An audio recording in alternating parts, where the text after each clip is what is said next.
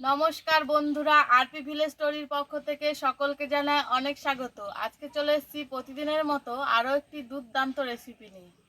তো তোমরা সবাই জানো সামনেই তো গণেশ চতুর্দশী। তো গণেশ চতুর্দশী উপলক্ষে আমি তোমাদেরকে একটা মোদকের রেসিপি দেখাবো। তোমরা কিন্তু পুরো ভিডিওটা দেখো আর সাথে থাকো। তাহলে চলো মোদকটা বানাই। তো প্রথমে আমি এখানে উনুনটা ধরিয়ে নিয়েছি, উনুনে কড়াইও বসিয়ে দিয়েছি। এবার কড়াইতে দিয়ে দিচ্ছি বেশ খানিকটা ঘি।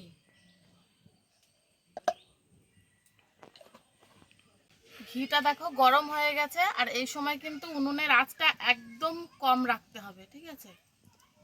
এর মধ্যে এবার সুজিটা দিয়ে একটু হালকা করে নেড়ে নেব।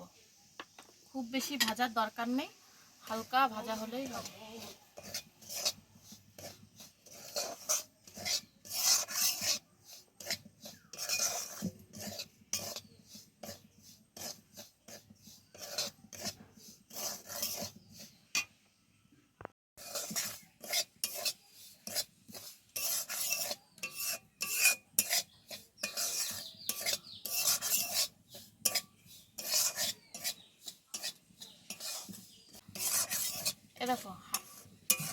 দেখো হালকা করে কিন্তু ভেজে নিয়েছি। এবার দিয়ে দেব, আমি এক বাটি সুজি নিয়েছি, এবার ওই বাটির মাপ করে আমি জল দিয়ে দিচ্ছি।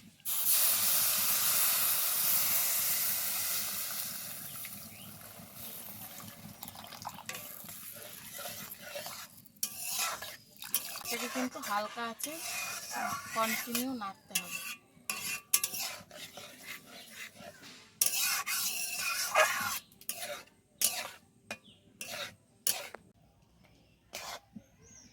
দেখো জলটা কিন্তু আমি একদম শুকিয়ে নিলাম, একদম আটার মতো হয়ে গেল জিনিসটা। তো এর মধ্যে আমি খানিকটা চিনি দিয়ে দিচ্ছি। যে যেরকম মিষ্টি পছন্দ করো তোমরা তোমাদের পছন্দ মতোই দেবে।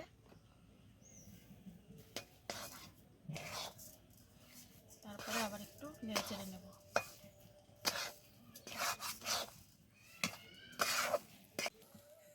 দেখো এটা নাড়তে নাড়তে কিন্তু চিনিটাও গলে গেছে।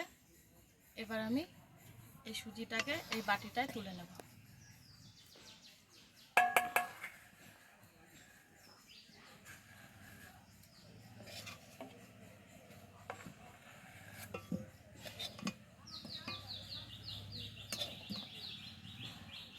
এবার এটাকে ঠান্ডা করে নেব। এবার আমি মোদকে দেওয়ার জন্য একটা পুর রেডি করে নেব। আর আজকের পুরটা কিন্তু সুজি আর কালাকাঁদ দিয়ে বানাবো। তো পুরের জন্য প্রথমে কড়াইতে একটুখানি ঘি নিয়ে নিলাম।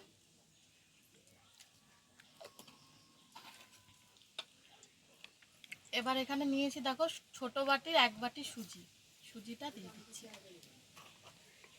এবার সুজিটাকে একটু হালকা করে আবার ভেজে নেব। এ দেখো সুজিটা একটু লাল করে ভেজে নিয়েছি। এবার এর মধ্যে দিয়ে দেব জল।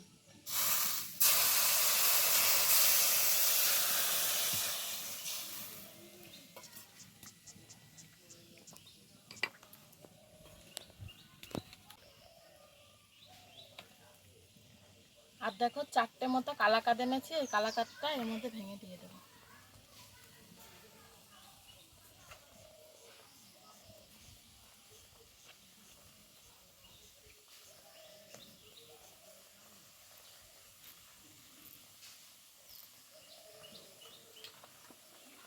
আর অল্প একটু চিনিও দিয়ে দিচ্ছি।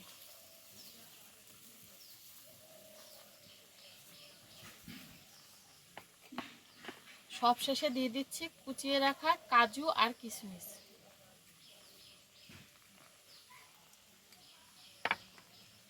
এবার সব কিছুকে কিন্তু খুব ভালোভাবে আমি নেড়ে চেড়ে মিশিয়ে নেব।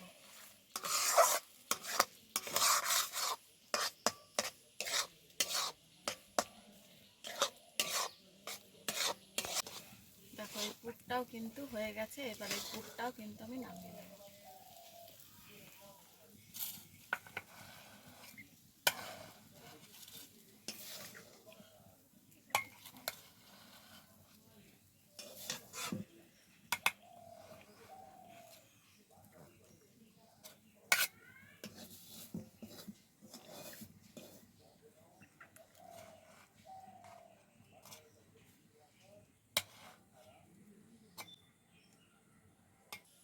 এবার মোদকগুলো ভাপানোর জন্য কড়াইতে জল দিয়ে দিচ্ছি। জলটা গরম হোক, ততক্ষণে আমি ওইদিকে মোদকগুলো বানিয়ে নিই। এই দেখো, যে সুজিটা প্রথমে বানিয়ে রেখেছিলাম সেই সুজিটা কিন্তু ঠান্ডা হয়ে গেছে। এবার এটাকে হাত দিয়ে একটু মেখে নিতে হবে।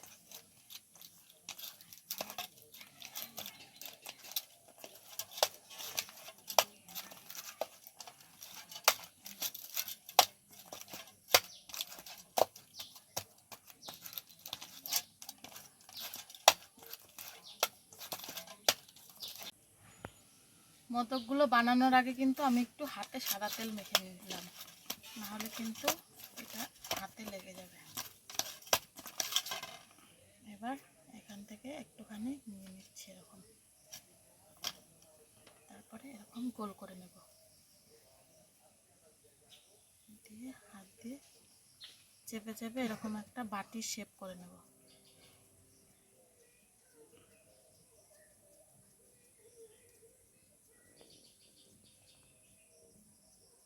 এই দেখো, এরকম একটা বাটি শেপ করে নিলাম। তারপরে এখান থেকে খানিকটা পুর নিয়ে এর ভেতরে দিয়ে দেব। তারপরে সবটাকে এরকম করে তুলে নেব এইভাবে।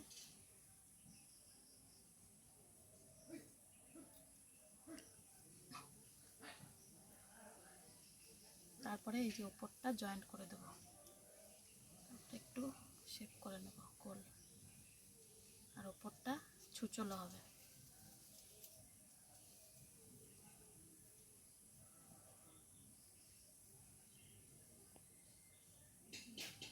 তারপরে দেখো, একটা চাকু নিয়েছি, চাকুটাতে একটু তেল মাখিয়ে নিচ্ছি। তারপরে আমি মোদকের ডিজাইনটা করব। এই যে এরকম করে একটু চেপে চেপে নিলেই কিন্তু দেখো কত সুন্দর ডিজাইন হয়ে যাচ্ছে। কোনো রকম আমি এখানে ছাঁচ ব্যবহার করছি না, আমি কিন্তু এই ছুরিটার সাহায্যে ডিজাইনটা করছি।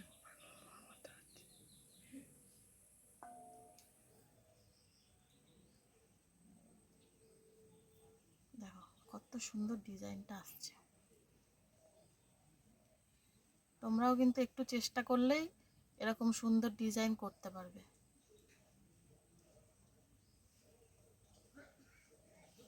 এই দেখো, মোদকটা কিন্তু একদম তৈরি হয়ে গেছে।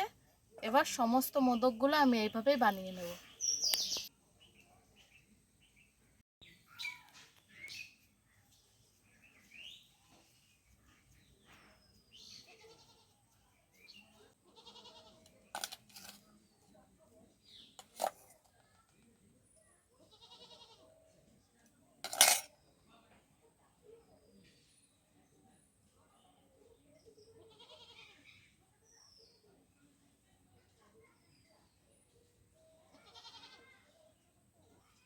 এই মোড়ার সময় একটু কিন্তু সাবধানে মুড়তে হবে, ভেতরটা যেন জিনিসটা বাইরে বেরিয়ে না আসে।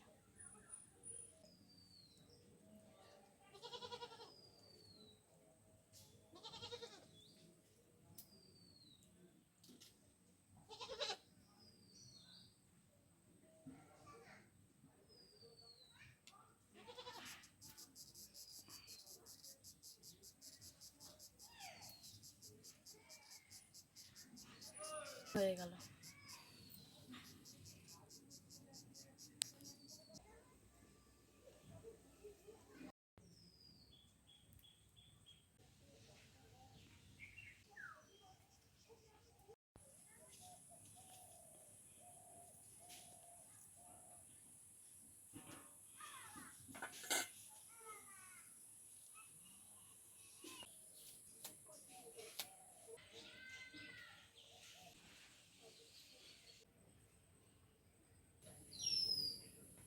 এ দেখো, সব মোদকগুলো কিন্তু আমি বানিয়ে নিলাম। এবার এগুলোকে আমি ভাপাবো। এ দেখো, আমি এখানে একটা ফুটো থালা নিয়েছি। এই ফুটো থালার মধ্যে কিন্তু আমি সমস্ত মোদকগুলো ভাপাবো। এই থালার মধ্যে একটুখানি তেল মাখিয়ে নেব, না হলে কিন্তু মোদকগুলো এই থালায় লেগে যাবে।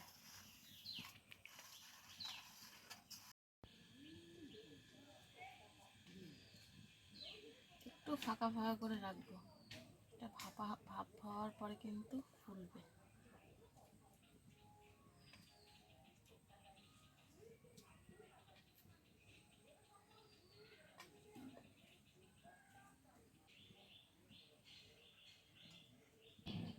দেখো সব মোদকগুলো কিন্তু ফুটো থালাটায় সাজিয়ে নিলাম। এবার এই কড়াইয়ের উপর দিয়ে দেব। কড়াইতে কিন্তু আগেই জল গরম করতে দিয়েছিলাম, এটাকে বসিয়ে দেব। তারপর ওপরে ঢাকনা চাপা দিয়ে এটাকে কিন্তু 10-15 মিনিট ভাপ দিয়ে নেব।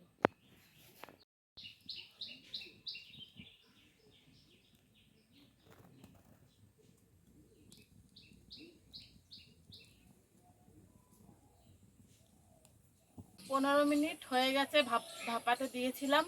তো এখন ঢাকনাটা খুলে দেখি কেমন হলো।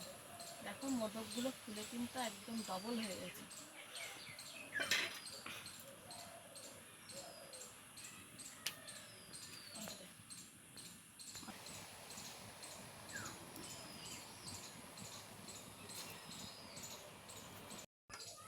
এবার কিন্তু আমি থালাটাকে নামিয়ে একটু ঠান্ডা করে নেব। তারপরে কিন্তু এই থালা থেকে মোদকগুলো তুলবো, না হলে কিন্তু এই ডিজাইনটা নষ্ট হয়ে যাবে।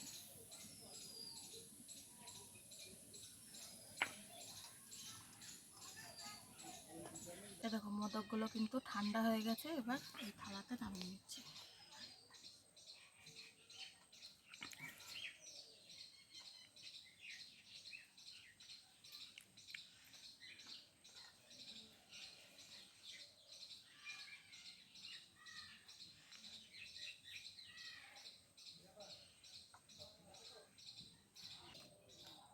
এই দেখো ঘরে তৈরি দোকানের মতো মোদক একদম তৈরি হয়ে গেছে।